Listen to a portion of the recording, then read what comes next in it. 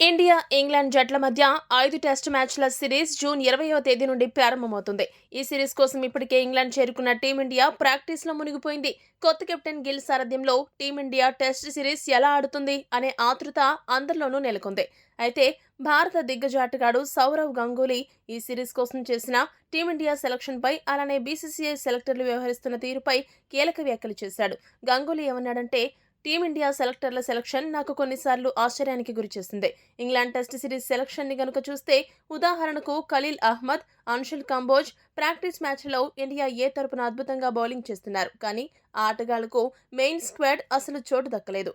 ఇవన్నీ ఒకెత్తైతే, ఈ England test series కోసం ఒక ఆటగాడిని సెలెక్ట్ చేయకపోవడం నిజంగా నన్ను షాక్ గురిచేసింది. ఆ ఆటగాడే శ్రేయస్ అయ్యర్.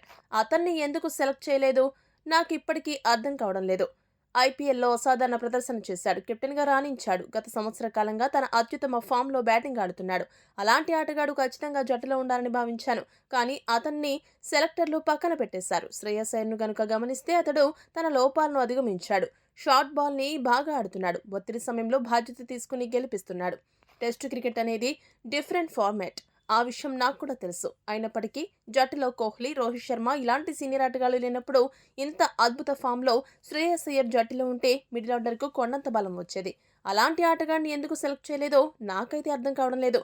ఏదేమైనా శ్రేయస్ అయ్యర్ను జట్టులోకి తీసుకోకపోవడం నాకు ఖచ్చితంగా నిరాశను కలిగించిందని గంగూలీ తన మనసులో మాటను చెప్పుకొచ్చాడు. గంగూలీ చేసిన ఈ విశ్లేషణపై మీ అభిప్రాయాన్ని కామెంట్ చేయండి. మరిన్ని స్పోర్ట్స్ అప్డేట్స్ కోసం మా ఛానల్ను సబ్స్క్రైబ్ చేసుకోండి.